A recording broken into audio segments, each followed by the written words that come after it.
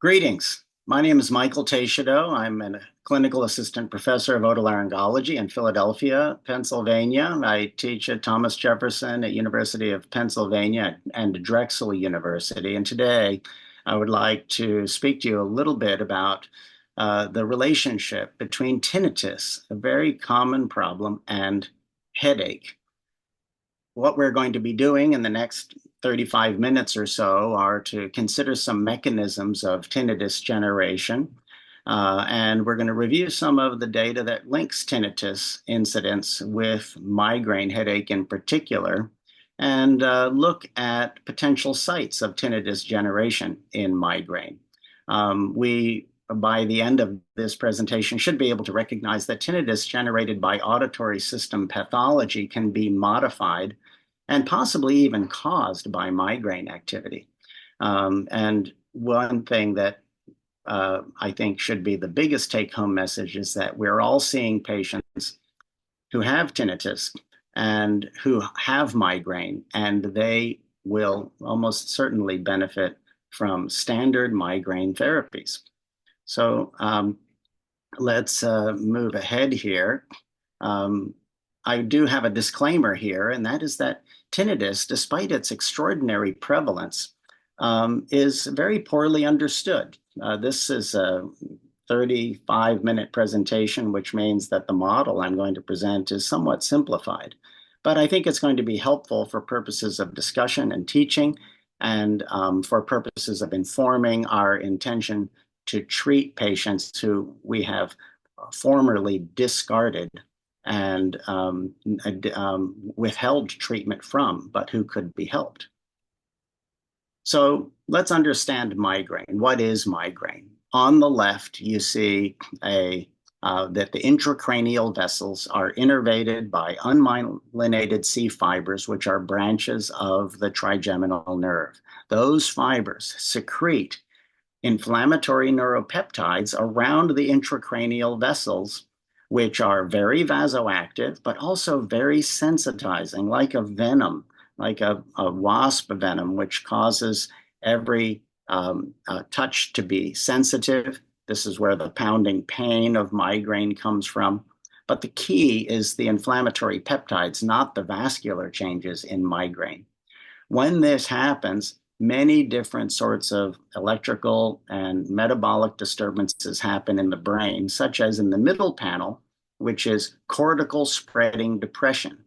A visual aura is something that's characteristic of migraine. And in this case, the visual aura is associated with a spread of excitation followed by depression in the visual cortex, in the occiput, which you can see here in a patient who got off the basketball court because he has exercise-induced migraine, got into the functional MRI, and traced this.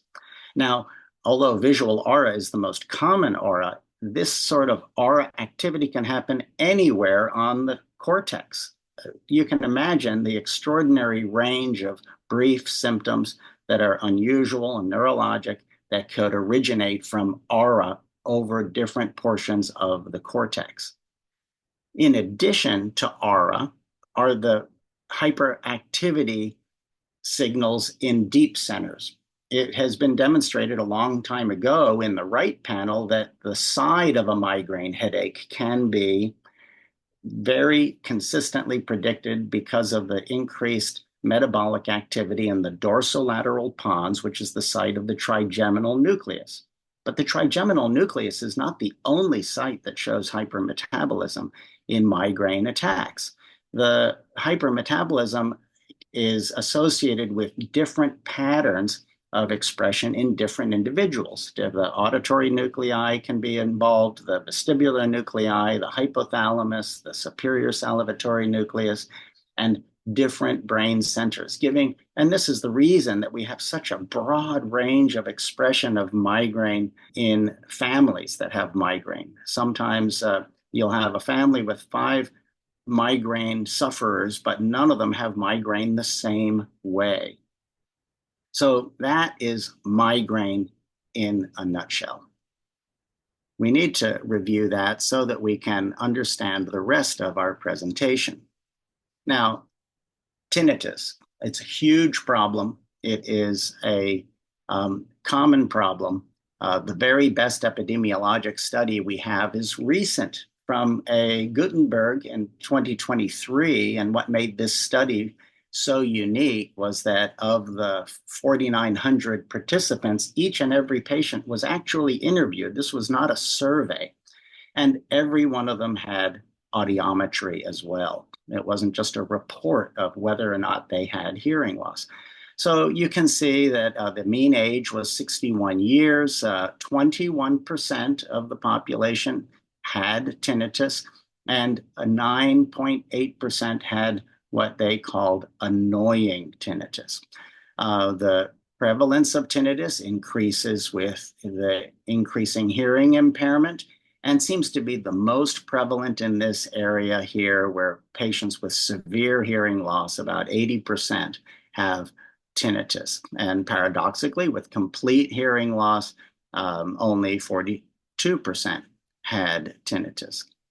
So when we look at the audiograms with mean hearing in the patients who have the population subjects who had tinnitus in green and those who did not have tinnitus in red, you can see that there was a little bit more hearing loss in the tinnitus group than in the non-tinnitus group. So that's not very surprising. The big question arises is that, well, these hearing data do not seem very different, one compared to the other. And why do some people get tinnitus with hearing loss and others do not? So let's go back to the clinic and think about what our day-to-day experience is in the clinic when we see a patient with tinnitus. The first thing we do is to characterize the tinnitus. We want to know whether the tinnitus is unilateral or bilateral.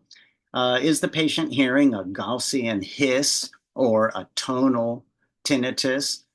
Is it pulsatile, or is it another peculiar sound that needs to be studied? Is it constant? Is it intermittent? Is it always at the same intensity and character, or does the intensity and character change? And this is, for me, a very, very important point in sorting out patients who might be helped with migraine therapy. Also, what are the factors that modify the tinnitus if it does change? Does it change with weather? Does it change with stress? Does it change with certain foods or hormones? These are modifying factors that we actively look for. We, of course, there is some nonverbal assessment that's happening when you're talking to patients and you're looking for comorbid anxiety and depression, which are strongly associated with tinnitus. And also asking, you want to find out about insomnia, because patients' brains don't work very well when they're terribly sleep deprived. And it is remarkable how many ailments are improved with improved rest. Of course, we want to ask about migraine, but asking whether or not they have migraine is not enough. And that's because only about half of patients who have real migraine, International Headache Society criteria migraine, even know they have it. And that's surprising, because generally, if you meet all of the criteria for IHS migraine, you don't need a doctor to make the diagnosis. You can talk to the teenagers at the piercing shop and they'll tell you, yes, that's a migraine. You don't need a doctor. So IHS migraine is really obvious, but a lot of people don't know they have it. What they do have is chronic ear or sinus pressure, or what they call regular headaches that they have just lived with. And because they're not bothersome, they don't want to carry the label of migraine, which they see as derogatory. Or they may say that I don't get migraines, but I do get hormonal headaches, which are migraine. Of course, you want to find out if they have light sensitivity or sound sensitivity. These, of course, are cardinal symptoms of migraine, even included in the criteria. And also, you want to find out if they have any dizziness or motion intolerance or a history of motion intolerance, because we know now that almost all migraineurs had real motion sensitivity, especially in childhood. They remember getting sick in the back seat of the car. We want to find out about their noise exposure history and talk to them about how to protect their ears from further injury that could exacerbate tinnitus. And of course, we review their audiometry and their otoacoustic emissions. And if these are normal, we move on to high frequency audiometry because we need to test the hearing not just to 8 or 10 kilohertz, but all the way to 20 kilohertz. Now, that is the full hearing range. And we can often identify very extreme noise notches in young individuals at 12 or 16 kilohertz, which reveal hearing losses of which they were not aware. And these are kids who have been to had a lot of noise exposure. They've been to concerts. They get ringing afterward, but they don't worry about it because it always goes away. At least it does the first few temporary threshold shifts. But because of the accumulated effects of excitotoxicity at the inner hair cell, they eventually overwhelm the system and develop tinnitus. So we have to counsel our patients. What do we tell them? What do we actually tell them after we've made our assessment? Well, many of them do have hearing loss, and a hearing aid is appropriate for them. Hearing aids can be fitted with a masking sound, which it can seem very helpful to a patient, but very few patients actually use their masking sound all the time. It is so usually it's whether or not they really have a hearing problem. But every year I see at least one patient who comes with tinnitus who has such profound hearing loss that they're going to function much better with a cochlear implant than with the hearing aids they have been using for years. And a cochlear implant is a good option for them. It improves the word discrimination score, and in about 85% of individuals will suppress their tinnitus while the implant is being used.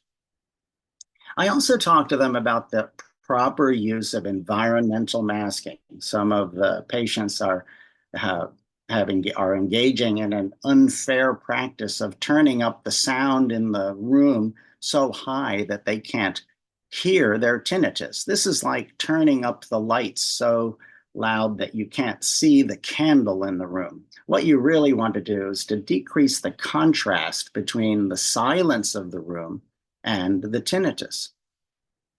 So that's appropriate use of masking. We, of course, talk to them about noise protection and earplugs, and we prescribe magnesium in any form they want. There is good data showing that magnesium blocks the NMDA receptor at the inner hair cell synapse and prevents excitotoxicity from excessive glutamate stimulation of the receptors. So this is really simple medicine, safe, and should be recommended by all of us. And of course, if a patient is really rocked by their tinnitus, then they will need some cognitive behavioral therapy. The typical patient is a young, healthy male, athletic perhaps, and who has never had a health concern in his life. And unfortunately, the golden ball of youth has fallen in the mud, and they don't realize that it may never be clean again. They're desperate. They can't understand that their system, their brain, their ear is not cooperating with their universal good health. So they need some real coddling and hand-holding. So we also talk to some patients about these new options of bimodal stimulation, which involves either neck stimulation or tongue electrical stimulation along with sound therapy. And we'll talk a little bit more about that later on. We also, of course, talk to them about the natural history of tinnitus and the fact that, of course, they're here in the office now because they have this new symptom, but that there is a tendency to habituate to their tinnitus, so that the level of annoyance caused by it goes down in the first 7 or 8 months afterward, and they may not have any actual change in the tinnitus, but the problem it represents to them over time goes down. This is reassuring information. They also want to know whether or not it's going to get worse if their hearing loss gets worse.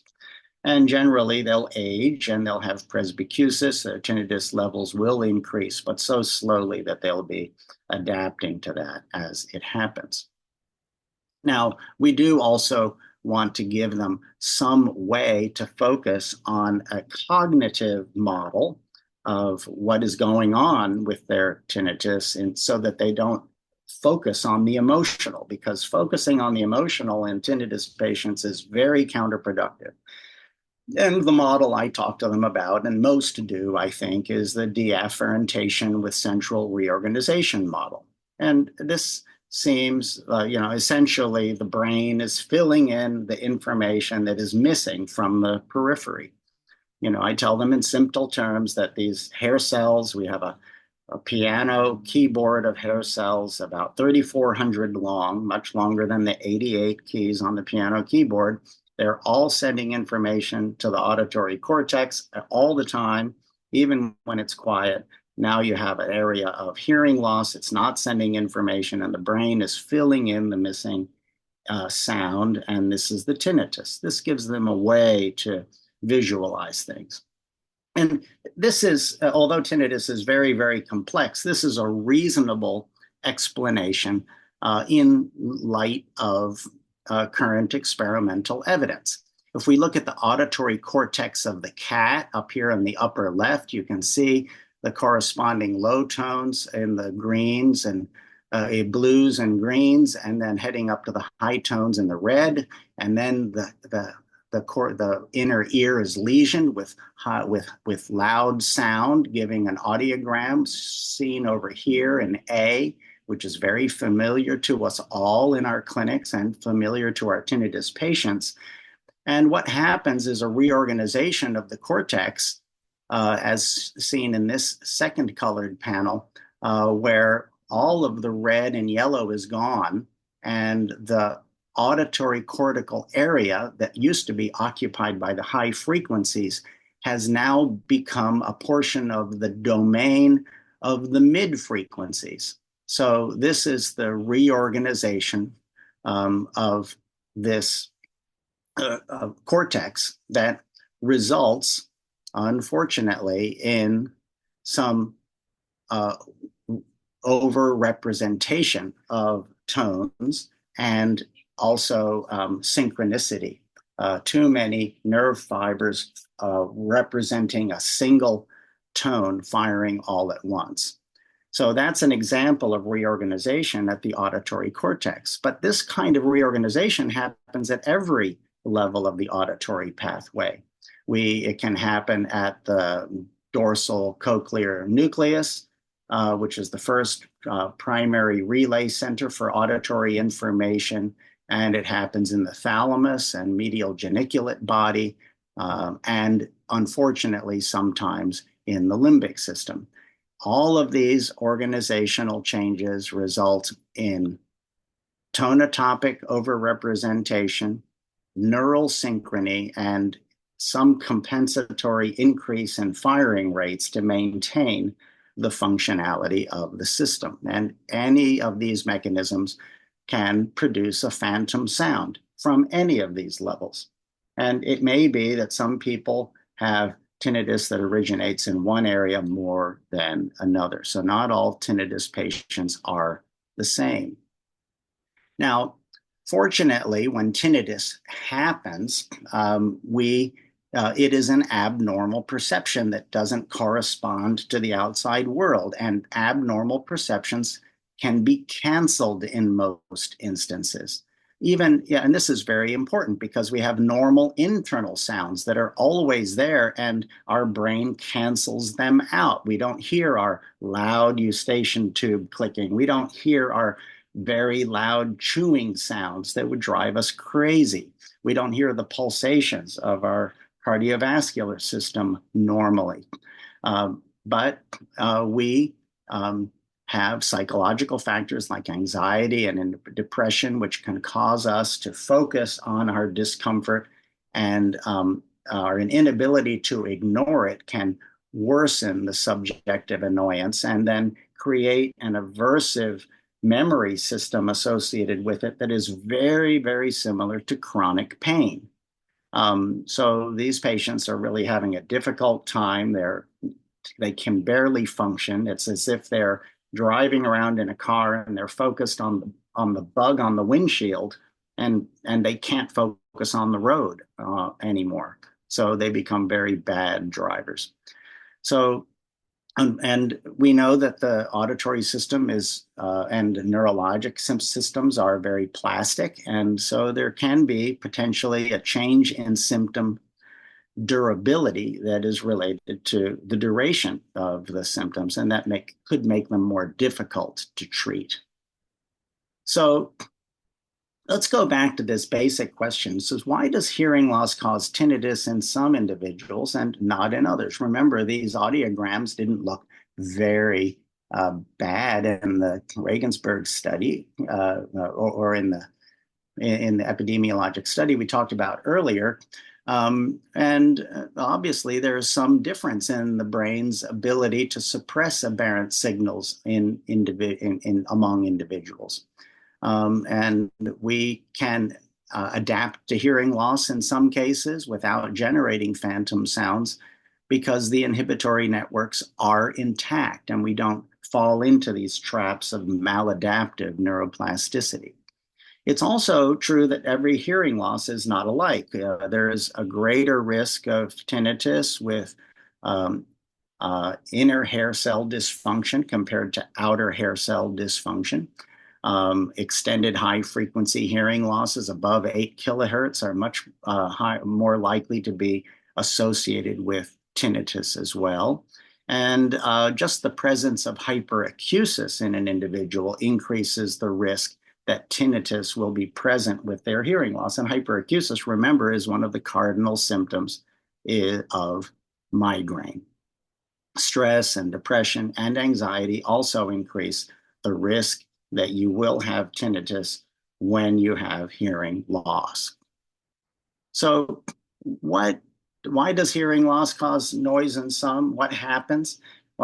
We first get the hearing loss. We get deafferentation on the left side of the auditory cortex, and there is a resting alpha activity in EEG, and the thalamus goes to work to help with this cortical reorganization. And there is a change from alpha activity to theta activity, and this is called thalamocortical dysrhythmia. And this is seen in tinnitus patients with EEG tracings. Now, that is looking in the local environment for the missing information. But if the deafferentation is too great, then there is a wider search. And unfortunately, that wider search for the missing information gets to the parahippocampal area, and this is auditory memory.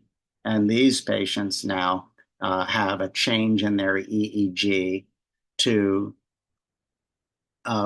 from theta activity to theta with gamma activity. This is usually a kind of a more malignant, difficult to deal with tinnitus. Because these patients will have connections with the limbic and autonomic control systems that can maintain the perception as a distress signal. So these are our most difficult patients. There is also one other actor which should be mentioned, and this is the nucleus accumbens. it is a gatekeeper that exists to deal with meaningless information.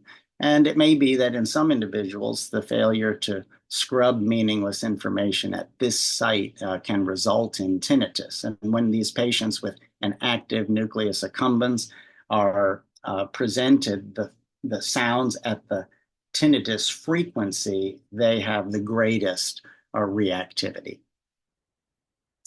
So let's go back to the clinic again. In the general otolaryngology clinic, about 16% of patients have migraine. This came from a study we did in which we randomized about 1,500 patients in clinics around the US. Some were academic and some private clinics. And so 16 is not very different than the 13% general prevalence in the population. But it is significant. And what is really significant is that among migraine sufferers, only a very small percentage of them have symptoms that are chronic. That is to say, they're having symptoms 15 days, a month, or more.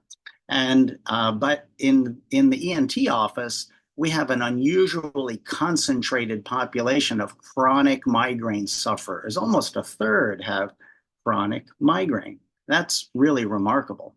When we looked at these patients and the diagnosis codes they were being evaluated for, only a third of these very chronic migraineurs were actually identified. And so this demonstrates how, because migraine is not in the otolaryngology curriculum, we as practitioners can have a perceptual blindness to it. And in the case of tinnitus, this is really significant because when we look at the surveys of symptoms among all of these randomized patients, almost 70% had tinnitus. These are the migraine sufferers. They may not even have come into the office for tinnitus, but this is how many of them have tinnitus. They also, very many of them had oral pressure, which is a common symptom in migraine. Now, the very best information we have about the relationship between tinnitus and migraine came from Berthold Languth in Regensburg in about 2015, and he had a large number of tinnitus patients and identified 193 who have headache. About a half of them had migraine headache that met criteria, and about half of them reported worsening of their tinnitus at the time of the headache. Moreover, there was a concordance of the side of the headache and the tinnitus. So if it was a right-sided headache pattern, their right-sided tinnitus was present, or the left, or if it was bilateral pain, then they had bilateral tinnitus. And perhaps the most important thing is that the tinnitus responds to migraine management. This is really, really important. So the National Health and Nutrition database survey database was queried and in the US and demonstrated that migraineurs were much more likely to have hearing loss and tinnitus associated with hearing loss when they had it.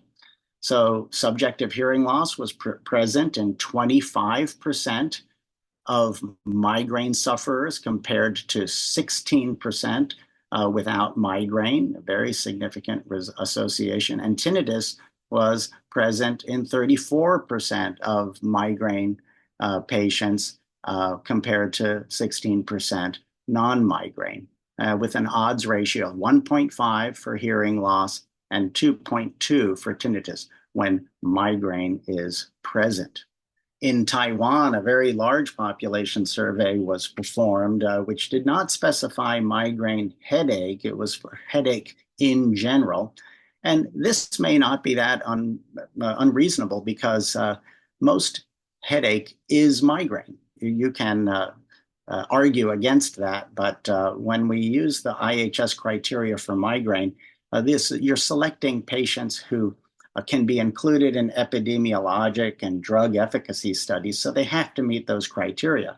But in practice, patients who have even milder forms of headache that are chronic respond to all of the migraine therapies. There are a few exceptions like cluster headache, which clearly have a different pathophysiology.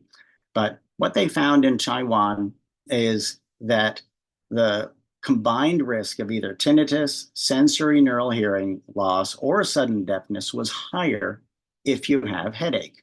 And the adjusted odds ratio was 3.5 for tinnitus, 1.89 for hearing loss, and 2.14 for sudden deafness. Even pulsatile tinnitus can be associated with migraine. John Carey and his colleagues down in Johns Hopkins looked at ICD-9 codes for patients with migraine and then found ICD-9 codes for tinnitus in 12% of those identified. And so they determined that the prevalence of pulsatile tinnitus in their migraine patients is 1.9%. That's quite remarkable. And of 16 patients who had pulsatile tinnitus, 11 had resolution of the pulsatile tinnitus with traditional migraine treatment. That is a remarkable fact. And the mechanism of this is actually a little bit unclear. It's probably not that they're hearing blood circulation, and we always think about vascular changes with migraine, but what they may have instead is an interruption of the usual sensory suppression of the pulsatile, the innervation of the intracranial vessels, which are innervated by the trigeminal nerve. And that trigeminal nerve nucleus has communications with the dorsal cochlear nucleus. And in migraine, that ability to suppress that normal pulsing activity, which is sensory activity, not auditory, may be impaired. When we're talking about hearing sounds from the environment and not hearing the same sounds from in our body, we're really talking about reafference versus exafference. We have different ways neurologically of coding for and dealing with information that comes from our bodies compared to outside our bodies. This is fundamental to our understanding how we exist in the world. Animal studies show that dorsal cochlear nucleus neurons are largely unaffected by self-generated sounds, but they remain very sensitive to external acoustic stimuli. Some of this cancellation comes from connections from the trigeminal cervical nucleus. This may be, and tinnitus could theoretically come from a disruption of this cancellation pathway. So this would be auditory reafference cancellation. And there's very similar circuitry in the cerebellum that is used in the auditory brainstem because these are evolutionarily very old circuits. And this is another way to explain pulsatile tinnitus in migraine. Now, some patients with tinnitus have even responded to botulinum toxin injections. And this is just an anecdotal report showing 5 patients who had really good suppression of their tinnitus, 100% in one individual who had tinnitus for many years, and they had for 5 years their tinnitus was absent after Botox administration.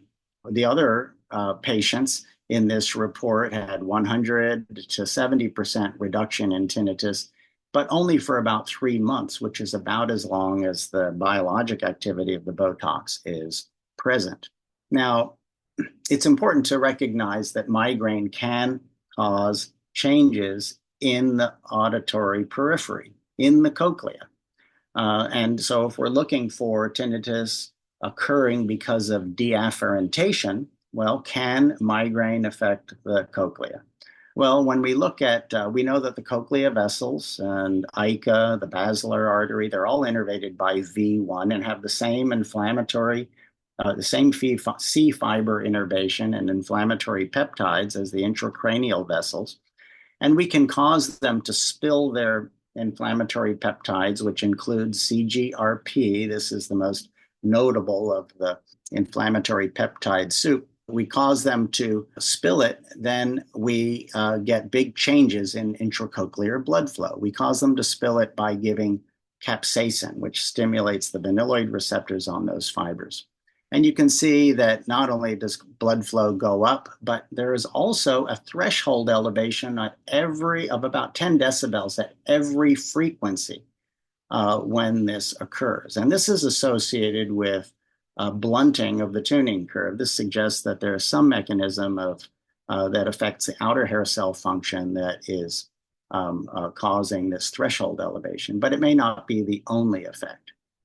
The effects of the migraine activity in terms of spilling of inflammatory peptides in the ear can be so profound that if you stimulate the V1 electrically, Zoltan Vaz demonstrated profound transmural extravasation of protein into the spiral medullar artery. So it's not very, very difficult to imagine that even damage can happen to the inner ear when with repeated migraine episodes. So here's an individual who had vestibular migraine and also tinnitus, and actually had a response to an injected antibody called galcanezumab. And so she will tell her story here, and we'll see if we can turn this up as much as we can. Currently, I don't have any more migraines. I don't really have any of the dizziness symptoms that usually come with my migraines either. The only real symptom that I have left is within the last 5 days before my next shot, I get a little bit of tinnitus. But other than that, everything has really improved, and I haven't seen too many other issues or side effects from taking the Emgality. So it's interesting. You get tinnitus in one or both ears. So it's both ears, but stronger in the left. So you have perfectly normal hearing. I mean, your hearing is 10 decibels at every measurable frequency up to 10,000. And yet you get tinnitus. And is there any ear fullness associated with it? Not really. Just an isolated symptom. And then that tinnitus goes away when you redose your antibody. Yeah, so when I redose the antibody, again, I don't get tinnitus again until towards the end of that dosing.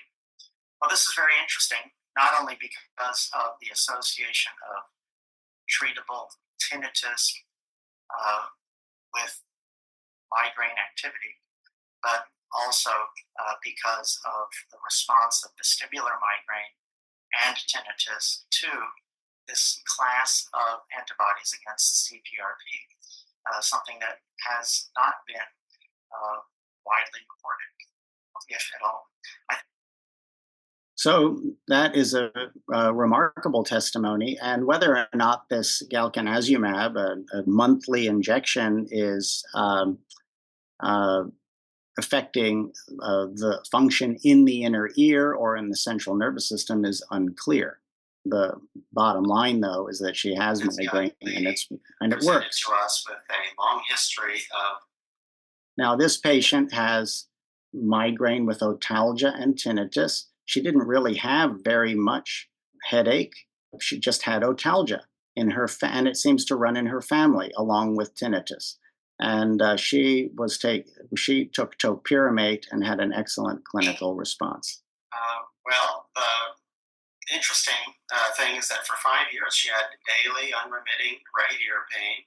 She had a normal ear exam. She also had tinnitus, which was very bothersome, and perfectly normal audiometry. Her symptoms got worse with weather change, and she did have other headache, but there was nothing very severe. You had a headache about once a week. Is that correct? Correct. So you have there was a suspicion about whether or not migraine could be a problem in your case. So we treated you with a migraine preventive medication called topiramate, and at a low dose of only 50 milligrams a day, you, I think, had complete elimination of your symptoms. They disappeared. Correct. Yes. And that was about 2 weeks into your treatment, because we started with 25 milligrams first. As soon as you went to 50 milligrams, the symptoms disappeared. Correct. Yes. And something interesting too, your father also had ear pain. That was a problem for people to find. Yes. Okay, so have you talked to him about this? Yes, we're trying to get him in with you. So otalgia has been associated with migraine, and otalgia, which cannot be attributed to another cause, is often an atypical migraine symptom and a response to migraine treatment. I've reported on this previously. So we also have noted that there is, although its relationship to tinnitus is unclear, we know that migraineurs do not have the normal contralateral suppression of outer hair cell activity that comes with stimulation of the ear with loud noise. So when you stimulate one ear with loud noise, the noise is progressing across the olivocochlear bundle from the right ear. In this case, would warn the left ear that not to react to this sound. So it turns down the cochlear amplifier. This is mediated via the olivocochlear bundle and the efferents to the outer hair cells. But that suppression of activity is not present in migraine subjects. Now, is this a cause of phonophobia in migraine subjects? Does it cause tinnitus? It's unclear, but certainly it is an example of further modification of auditory processing in migraine. Another phenomena to think about that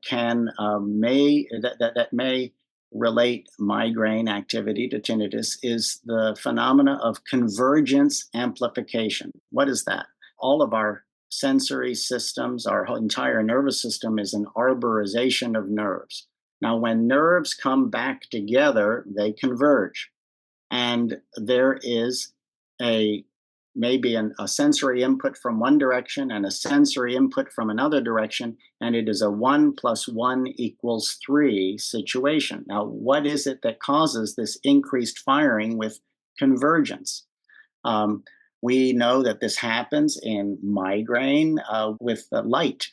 And Remy Bernstein demonstrated very clearly that there is a convergence of durasensitive fibers with retinal afferents, which are light sensitive, such that when you turn on the lights, there is increased firing and increased pain from the increased light. So this is photophobia. Well, this type of convergence amplification, which happens in the absence of an actual neurotransmitter or synaptic apparatus, may be actually a quantum effect, something that we're going to be hearing more about in the next 10 years. Look for papers and concepts around quantum biology. And so in tinnitus, this is probably important. We know that the dorsal cochlear nucleus does receive somatosensory input, as we talked about, from the spinal trigeminal nucleus. And this was recognized as early as 1987 in Japan, and that these dorsal cochlear nucleus neurons with increased firing rates in noise-induced hearing loss tinnitus showed increased sensitivity to trigeminal stimulation, showing the trigeminal nerve has a very definite role. But the late and great Eric Young at Johns Hopkins, who spent his career sorting out the functional architecture of the dorsal cochlear nucleus, and his then PhD student, Patrick Canold, in 2001, demonstrated very clearly that DCN signaling could be modulated with simple mechanical manipulation of the cat pinna. 10 seconds on, 10 seconds off, 10 seconds on, 10 seconds off. And the response was also present with stimulation from the tongue and the neck. Very soon after this was reported, then Rob Levine at Harvard reported patients with tinnitus that changes just with simple neck pressure. And this was the history of the recognition of what we now know as somatic tinnitus. So here are a couple of examples of somatic tinnitus. This gentleman comes with a moderate, mid, and high frequency sensory neural hearing loss, probably related to noise exposure, and he has a constant low grade tinnitus. Doesn't keep him up. But he has a peculiar feature to his tinnitus that many people have, but it is something that is often overlooked. Can you tell us about how your tinnitus actually changes? Yeah, I found that it's fairly a constant low level tinnitus, mainly on this side. But I've discovered I like to sometimes relax with my hand over my head, and I found if I push on the top of my head, it changes the pitch and makes it a little louder of the tinnitus. And when I release my hand from my head, it goes back to the normal level. So it appears to be associated with pushing right about the center of my head. I can make it louder and let go. So I guess I could probably play it like a musical instrument if I really took the time to learn. Yeah, actually, that is something called somatic tinnitus, and that is caused by a convergence of the sensory nerve fibers from your head and face with the auditory fibers in the central nervous system. And here is another example. So I can hear the ringing in my ear. If I come over far left, it increases in volume and the pitch of the sound. Toward the right, the same thing, but not as pronounced. Most pronounced if I open and hyperextend my jaw, and the most volume and increase in pitch occurs. So both volume and increase in pitch with jaw opening. Well, right. Okay. Well, we call. So this recognition of somatic tinnitus became of great interest and has led to the development of two different bimodal stimulation strategies. One, which employs the presentation of sound simultaneously with electrical stimulation from the tongue, from V3. Another is combined sound with electrical stimulation of the skin of the neck. Goal of this is to possibly activate deafferented auditory nerve fibers that may be contributing to tinnitus, which can't be activated by acoustic stimulation alone. So to force reorganization of maladaptive neuroplasticity with the bimodal stimulation. And early results show that patients have a significant decrease in the annoyance score from their tinnitus. They get treated for a full 12 weeks, and then and these results seem to be somewhat durable out to about a year. Now, that said, I haven't seen very many of these patients who felt that this was absolutely transformational for them.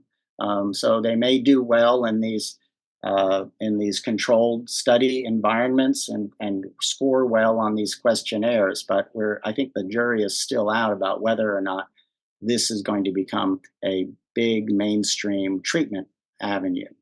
So I also have other questions. Do migraine patients have somatic tinnitus primarily? And do migraine patients with somatic tinnitus respond to bimodal stimulation? Still, other ideas suggest that perhaps tinnitus could just be allodynic cortical hyperexcitability, just like we saw the increased hypermetabolic activity in the dorsal cochlear nucleus. We could have this kind of activity in the auditory cortex as well. This could also happen in the cochlear nucleus, a sort of allodynia. Allodynia is byproduct of hypersensitization of which in the cochlear, in the trigeminal nucleus results in pain thresholds going down so low that it becomes painful to do normal things, just like touching the top of the head or combing the hair. So could tinnitus be a form of allodynic activity related to central sensitization at the cochlear nucleus? That certainly deserves some thought. I think that finishes our tour. And I think by now we should be aware that tinnitus is attributable to bottom up deafferentation or top down noise canceling deficits. That trigeminal activity not only affects, but is actually integrated into auditory processing at multiple sites of the auditory pathway. We recognize that migraine is such a global condition in terms of its effects everywhere in the central nervous system that it may affect tinnitus at practically any point of the auditory pathway or even a pathologic tinnitus network that already exists may have its function modified by migraine activity.